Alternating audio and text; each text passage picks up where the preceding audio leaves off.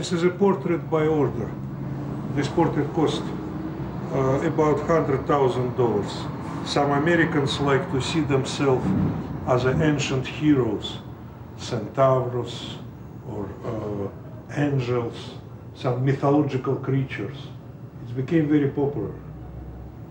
We're doing approximately at least 2 portraits each year. People order it. Алек, у нас есть масло? Вот это вот.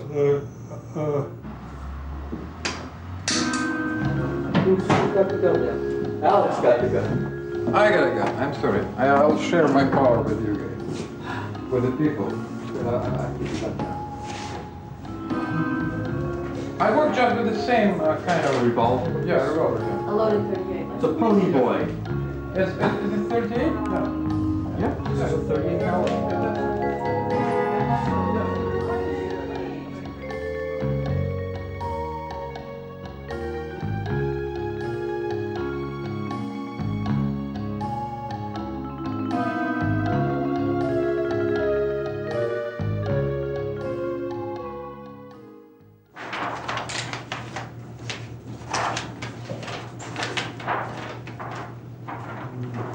Dear Komar and Melamid, thank you for your letter of 21st January, 93, and for the message. We would be happy to invite you to talk about life and death on Friday, 12:30. You would talk about life, he said. I said, oh, why life will only happen one in- death? I got, oh, that's what I would call This it. will happen in the Institute of Modern Russian Culture. It's very actual for Russian modern culture, about life and death.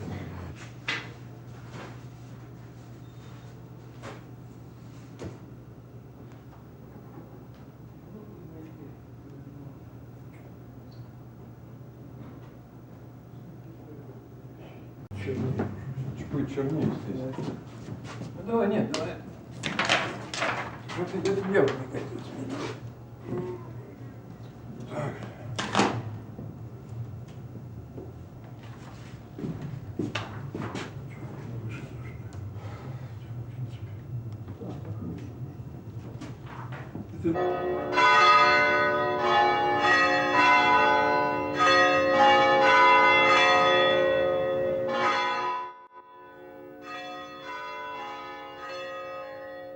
So my partner and me, we did these pictures, we put it up, and it was a great moment when this archbishop came and blessed these paintings. It was quite moving. It was really maybe the highest point of my career as an artist. You know, seeing you in this environment, and the priest, the high priest, you know, putting incense all around. There was a chorus, people were singing. It was really unbelievable thing. That's maybe, I said, that the closest I got to God in my life. So since then, I drifted away from that. So there is no God anymore in me or about around me.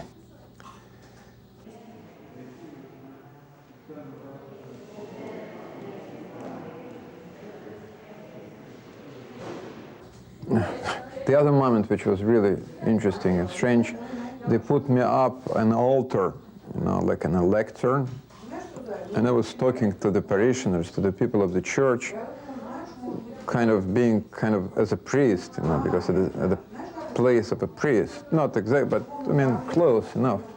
So imagine me, a Jew from Moscow, you know, talking to these Catholic Italians in New Jersey. It was quite something, I'm telling you. It was really special. It's now with great pleasure that we bring you a special presentation this evening. In his native language, Mr. Melamid will speak, and we shall all listen.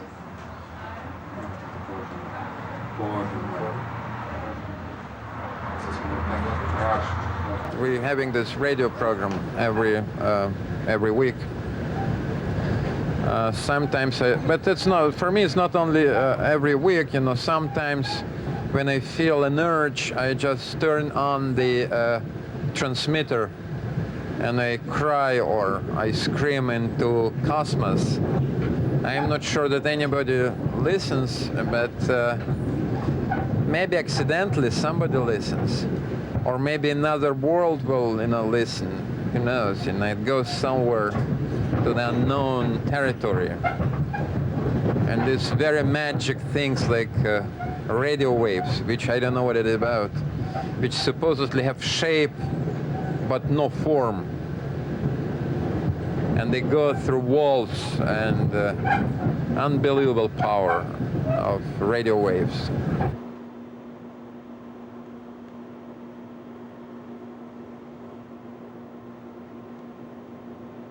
Okay, see, that's a very good radio. Now, can you imagine yourself, you know, walking down the streets and talking, you know, on FM frequencies? But even just now, you know, without any sound, I think the radio waves go. You know, there's some sculptures created here. You know, when you broadcast in the city, it goes over somewhere, over the air, you know, and it goes through the walls, penetrate the walls. And it's kind of a new architecture element, because not only the skyscrapers and people there, but there is a lot of waves, kind of, and including radio waves, a lot of stations, you know, going, competing to each other. So you can imagine, you can make a drawing of the city with all radio waves as a part of the city, to draw them, going through the walls all over. So it's all different. But now we're working, making to make different transmitters, you know, on different frequencies, and to really to build a sculpture somehow, which is invisible. And I'm sure all good art tends to be invisible.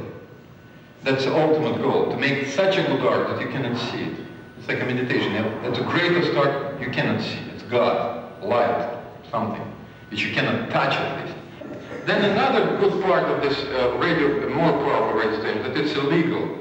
So we're always waiting for FCC busting us, which makes it even more exciting, because it's our dream as artists and as modern artists to be outlawed, illegal, you know, to be busted, killed, whatever it is. Killed, preferably killed, but because we as artists took part in this show, which was quite famous in Russia. It was a show of many artists, not many, like 10 artists, but get together, outdoor show, but it was bulldozed because the government was against it, they put bulldozers against us.